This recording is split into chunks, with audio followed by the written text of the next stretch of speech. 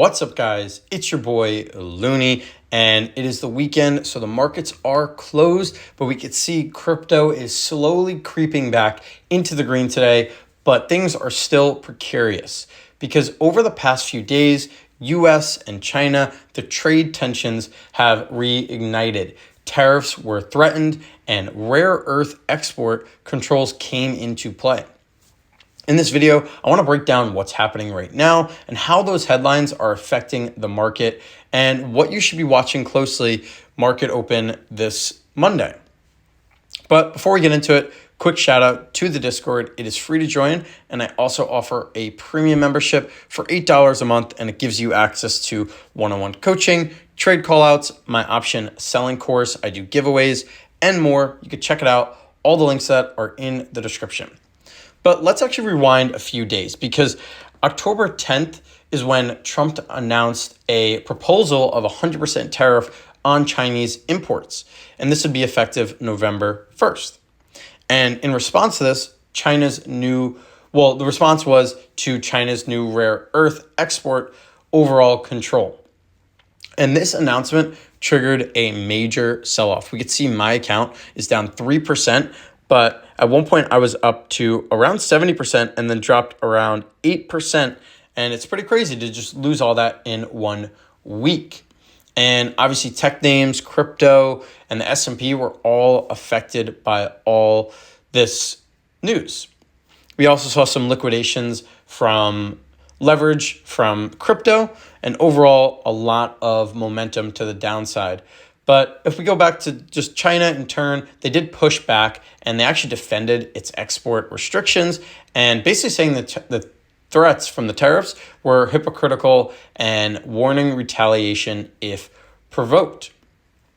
And notably, Beijing has so far avoided any immediate counter tariff, possibly leaving room for negotiation. And going back to the US side, we did see that the vice president actually also stepped in and saying that the U.S. holds more cards and that we have more leverage in this trade, or the U.S. has more leverage in this trade, and the next moves depend heavily on China's response. And globally, emerging markets and Chinese stocks as well are under pressure because U.S. actions are spilling over to abroad. So even parts of the U.S. market try to claw back. The macro narrative still remains messy. And given all this, here's what I'm watching closely over the coming days. I am waiting to see what China's response is and their retaliation, because if they do slap counter tariffs and it sort of goes in a trade war, then we should see more volatility. And that could actually spark another leg down. And then just the overall rare earths and supply chains, because the metals are central to this conflict, so I want to keep an eye on companies that are involved in this. And who knows, we might see some deals coming out of the U.S. with some rare minerals company. And then, of course, we have tech and semiconductors as well. I want to see where they head leading these news because these ones are heavily dependent on just the market in general. And then VIX, I like looking at VIX. VIX is very good at sort of telling what the volatility is. And last time we checked, it was up pretty significant. It was up around 31% in just 1 day. And that's when I started to sell some options and trying to deploy some of my capital because I do have capital on the side or buying power on the side ready for these dips. And I want to just see what the timeline is because who knows, that November 1st could actually get delayed or scaled back. So I'm not really sure if that November 1st is a hard deadline. And overall, we want to look at the flow of capital and just real yields because in risk on or off times, money can flee to bonds, gold, or safe havens, which actually might put pressure on equities. So what should you be watching, or what am I watching, and how I'm positioning myself? And this is my strategy. I'm not saying to copy it, but I'm lightly scaling in because if the market does draw back even more, I'm okay with putting more money in. I still have capital on the side to buy even more if we do see more dip. But if the market goes back to green, I'm able to capitalize on that V-shaped recovery. But I'm not rushing all in at once. I do still have around 4,000 of cash. 8,000 is locked up in options, and I would consider that somewhat cash, but also somewhat just ready for stocks to be invested. So I'm kind of in between with calling that cash or not. But overall, I have 12,000 in cash. So if we do see more downturn, I will likely invest a little bit more. And that's why I want to use VIX to actually decide how aggressive I want to be invested.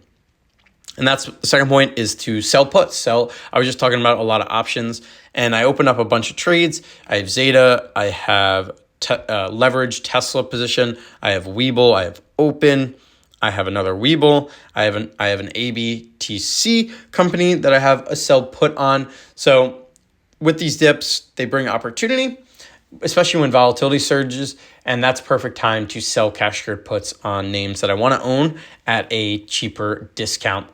And the third one is I don't want to be fully exposed, because I don't want to carry 100% of my capital in high downside names right now. And I want to hold some dry powder.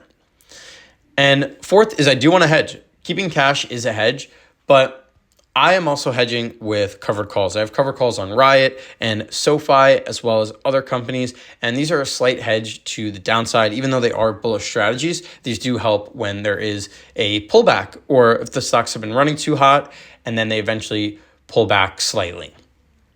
So I want to just be overall reactive. I want to watch closely and adjust. And if the next few announcements or moves shift tone, I might want to pivot fast to my decision making. And we did hear today that it was sort of that the market should calm within the next week, which I don't know. I don't know if that's true. I don't know if it's not. I'm prepared for any sort of direction. If we see downwards, I'll deploy capital. If we see upwards, I will deploy capital, but I won't do it as much. As you know, I'm dollar cost average into crypto and other different stocks like Robinhood. So I buy these every day. I'll buy one today. I actually wasn't able to buy Ethereum Classic, I believe. I don't know if it was yesterday or the day before. It didn't let it go through just because of how much movement was going on with leverage and just the overall crypto, and a lot of people being liquidated, and they weren't able to fill my order, which I'm not too concerned about, but it was something that is of note. I'm sure a lot of people dealt with that issue as well, not only on Robinhood, but other different brokerages. And if we do see upside, I will be able to capitalize on that. I do have some cash secured puts. So if the market goes up and those stocks go up with it, then I should be able to realize those gains of those premiums. And the dollar cost averaging also helps as well. And I also hold stock. So holding stock will also be beneficial if we do see the market turn around. I do have some speculative plays like SLNH, Open, and then I bought a meme ETF. I thought that would be fun. I wasn't really trying to be too serious with it. It only takes up 0.45% of my portfolio. And then I have my major names like Riot, Mara, Oscar, SoFi, and HIMS as well. So I'm sort of prepared for any sort of direction. But to sum things up, the market is trying to recover from this news, from the trade war, because it is a shock and it is back. We don't know what's actually going to happen next. But I would say the risk is far from over if it is going to continue. And I want to wait for China's response, the tariff execution, the supply chain shifts, and just the overall tech exposure are all focal points for myself. And having patience and discipline and just overall tactical moves, doing small buys, selling puts, protecting positions with doing covered calls. I do have a put debit spread, but this one's a long-term, and this is a protective play. This isn't really I'm not trying to win a ton of money doing this. This is just a simple play if we do see downward direction, because I want to be protected if we do see downside. And I might open up another one. We'll see, but this is the only one I have going so far. But it will be key in any sort of environment, or if we do see a bearish environment. Because right now we're in a delicate phase. Things could tilt pretty much anywhere, either way. But if you stay smart, agile, and just overall unemotional, this period can actually be fertile ground for serious gains. Until next time, peace.